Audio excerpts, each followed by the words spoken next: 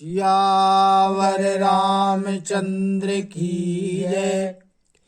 राम कथा के रसिक तुम भक्त रासुमति धीर। आई सुवासन करिय प्रभु तेज पुंज कपिवीर। लखन सिया रामचंद्र की जय। कल का प्रसंग था कि जब रहस्य भरे वचनों को राजा दशरथ जी ने सुना तो कहने लगे कि इसमें तुम्हारा कोई दोष नहीं है। मेरा काल तुम्हें पिशाच बन करके लग गया है।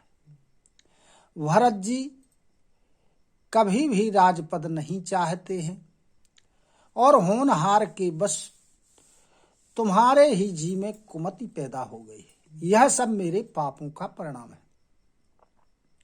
दशरथ जी कहते हैं कि अयोध्या जो तुम उजाड़ दोगी ये पुनः बस जाएगी। श्री रामचंद्र जी की प्रभुता होगी, यानी वह राजा बनेंगे। सभी भाई उनके सेवा करेंगे और तीनों लोकों में उनकी बड़ाई होगी। लेकिन तुम्हारा कलंक और मेरा पछताना यह कभी मिटने वाले नहीं है। जो तुम्हें कलंक लगेगा वो कभी मिटने वाला नहीं है। अब तुमको जो अच्छा लगे वह तुम करो और मेरे नजरों से दूर बैठ जाओ। इस प्रकार राजा दशरथ जी के कैसे कह रहे। कहते हैं जब तक मैं जिंदा रहूं तब तक अब मुझसे कोई बात नहीं करना, कुछ नहीं कहना। और कहने लगे कि अरे अभाग्नि, तू कर तो रही है ये सब कुछ, लेकिन अंत में तू बहुत पछताएगी। इस प्रकार कहते हुए और राम राम रटते हुए राजा दशरथ जी पृथ्वी पर गिर पड़ते। अब इस प्रकार विलाप करते हुए राजा दशरथ को सारी रात बीत जाती है। सवेरा हो जाता है। जब सुबह होती है तो भाट आदि वृंदावली का बखान करने आ जाते हैं। मंत्रियों की और सेवकों की राजा के दरवाजे पर भीड़ लग जाती है और सब आपस में बात करते हैं कि राजा दशरथ जी सूर्योदय के पूर्व एक पहर पहले उठ जाते थे, लेकिन आज सूर्य उदय हो गया है और अभी तक राजा उठे नहीं हैं। इसका मतलब है कोई ना कोई विशेष कारण है। सब आपस में इस प्रकार चर्चा करके सुमंत्र से कहते हैं कि हे सुमंत्र, जाओ और राजा दशरथ जी को जगाओ और वो जो आज्ञा दें अगला कार्य किया जाए। जब सुमंत्र महल में जाते हैं और वहां देखते हैं तो महल उनको बड़ा भयानक लगता है। वे जाते हुए डर रहे हैं। ऐसा लगता है जैसे यह खाने को दौड़ रहा हो। विपत्ति ने, दुख ने इसमें बसेरा कर लिया।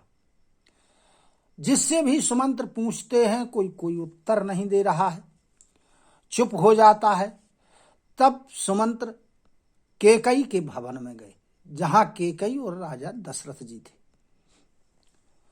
वहां देखते हैं कि राजा दशरथ जी शोक से व्याकुल हैं, पृथ्वी पर पड़े हुए हैं।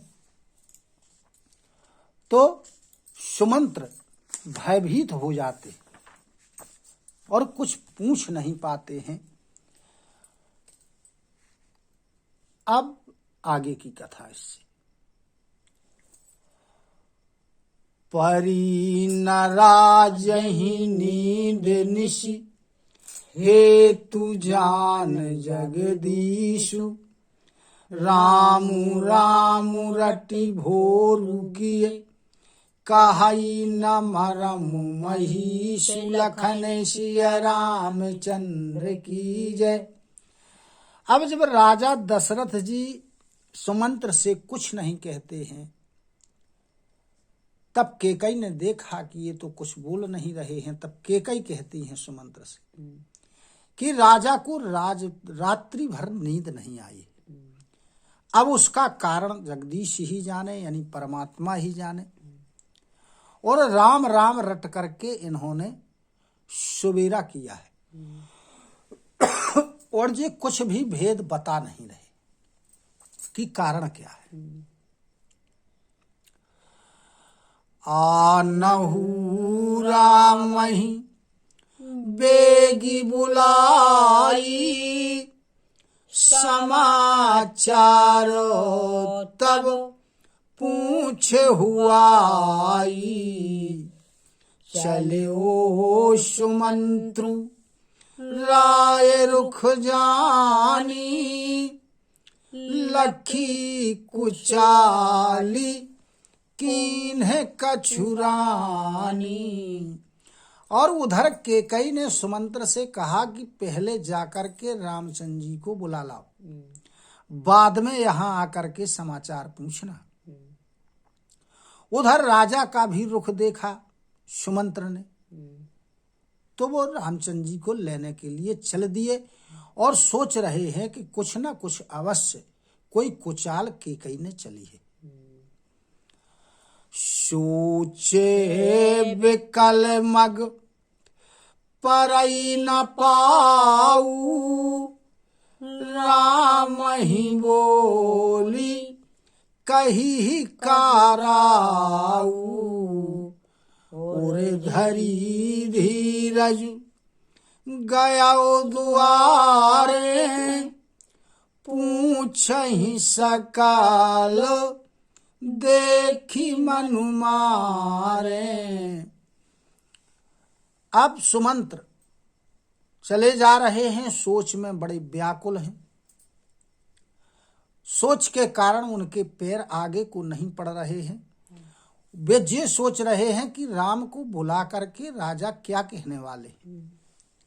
फिर भी सुमंत्र ने हृदय में धैर्य धारण करते हुए और भगवान राम के दरवाजे पर पहुंचते। अब भगवान राम ने सुमंत्र को उदास देखा, उनका चेहरा उतरा हुआ था, तो वह पूछने लगे सुमंत्र से, समाधान करी सो सब ही का, गयऊ जहां दिन करे कुल टीका। रामो सुमंत्र ही आवत देखा, आदर कीन्ह पिता समलेखा। अभी दूसरे लोग पूछ रहे थे कि तुम्हारा चेहरा उतरा हुआ क्यों। अब सबको सुमंत्र ने समझाया जो जो पूछ रहे थे, और फिर भगवान राम के पास पहुंचते। जब भगवान राम ने सुमंत्र को आते हुए देखा तो उनका बड़ा आदर किया, पिता के समान उनका सम्मान किया। निरखी बदनु कही भूप रजाई, रघुकुल दीपहि चलो लेवाई। रामो को भांति सचिव संग जाही, देखी लोग यहाँ तहाँ दिल खाही।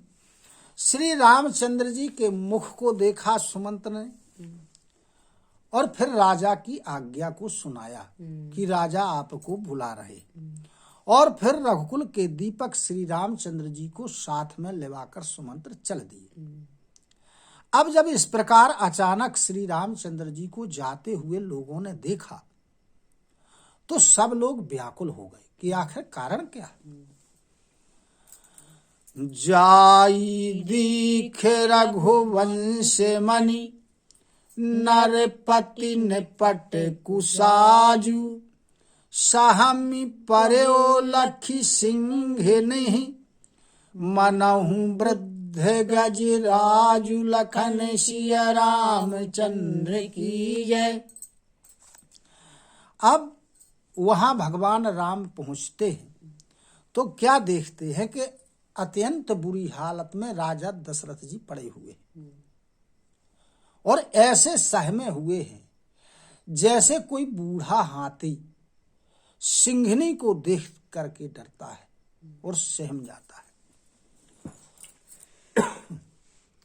सूखहि अधर जरई सबु अंगू, मनहु दीन मनि हीन भुअंगू।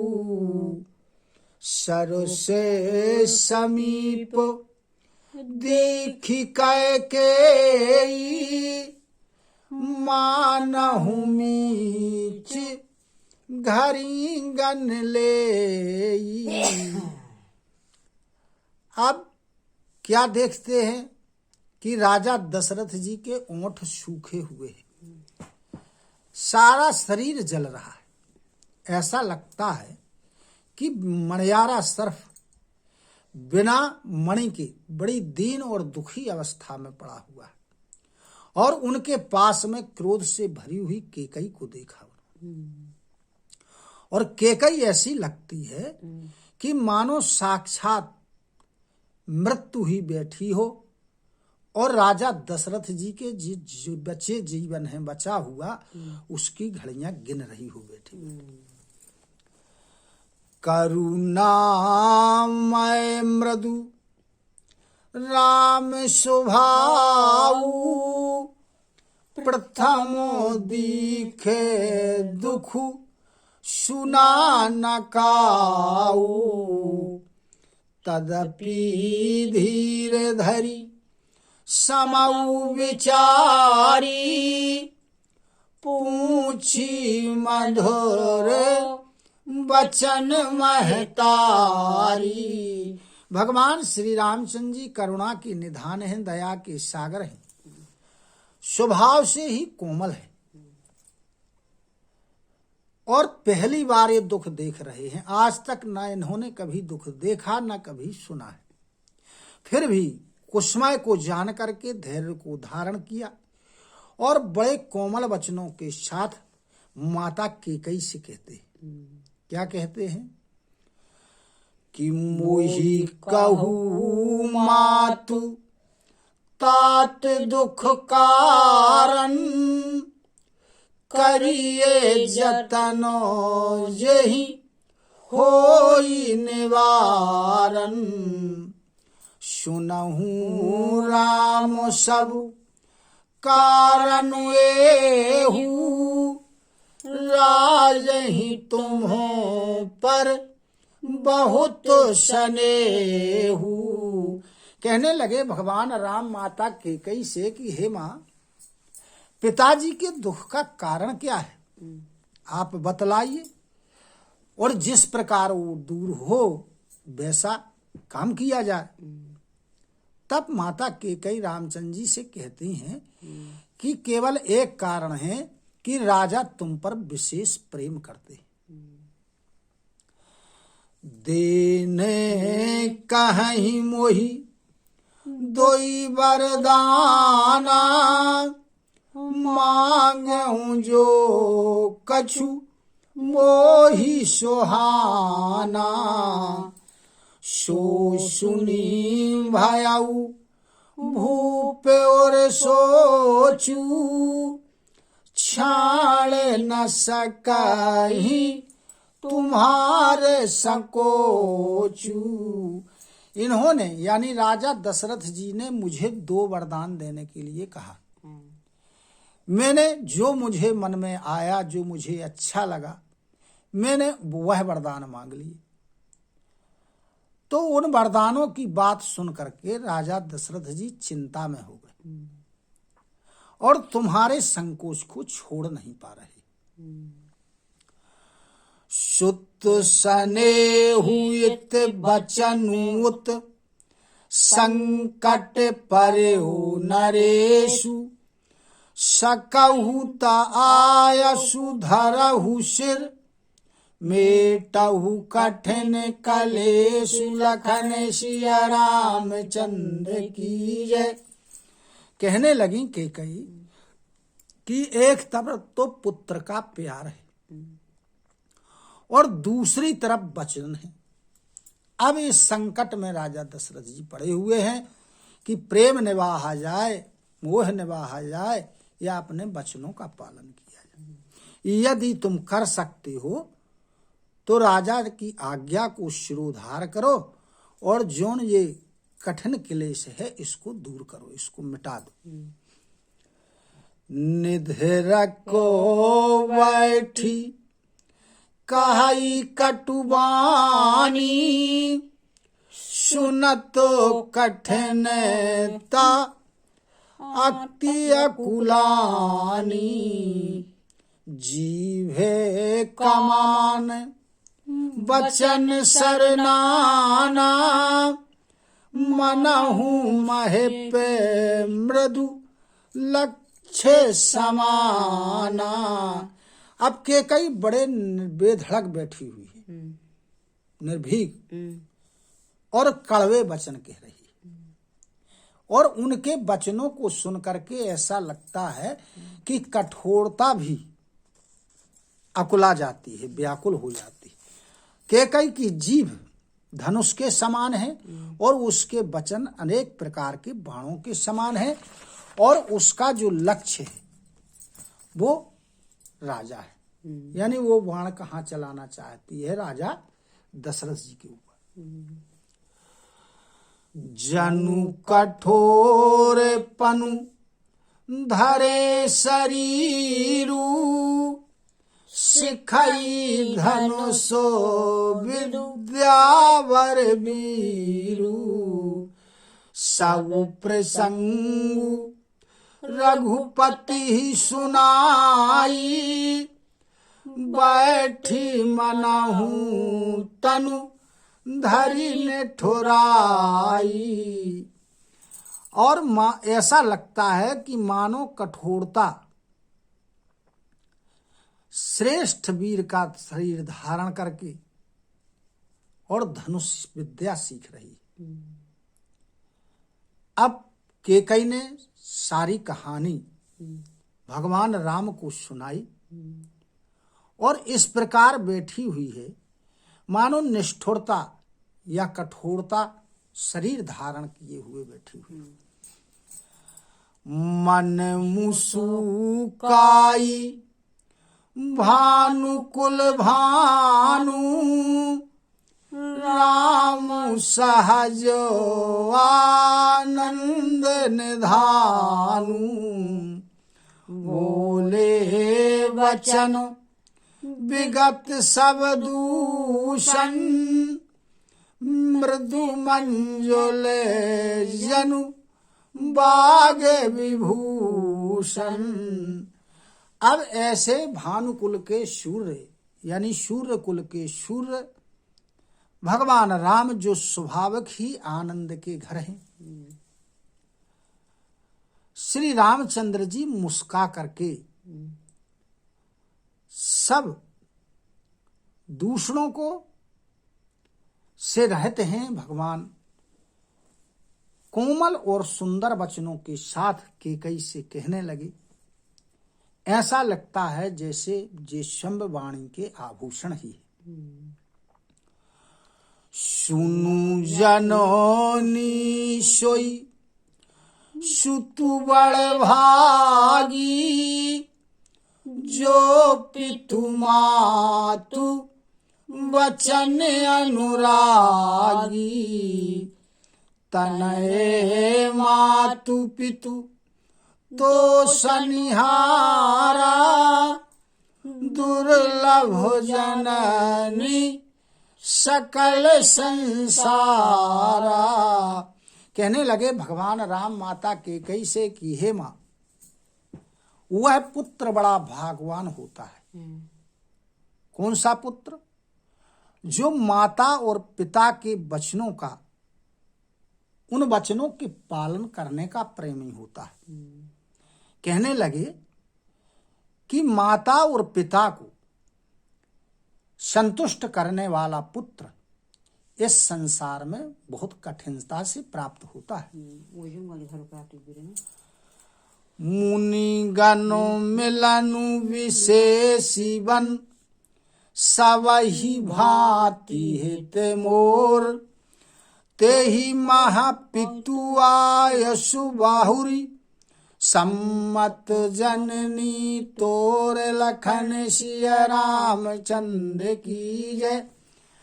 अरे वनवास में तो ऋषि मुनियों से मिलना होगा, जिसके द्वारा मेरा सभी प्रकार से कल्याण ही होगा। उसमें भी पिता की आज्ञा है और हे माँ तुम्हारी सम्मति है, तो इसमें दिक्कत क्या है वनवास जाने। राम बोलिए। हाँ, सियावर रामचंद्र की जय, उमापति महादेव की जय, पवन सुत हनुमान की जय, गुरु गोविंद की जय हो। जय जय सीताराम, जय जय राधे श्याम, नमः पार्वती पते हर हर हर महादेव। हरि शरणं हरि शरणं हरि शरणं हरि शरणं हरि शरणं हरि शरणं हरि शरणं हरि शरणं।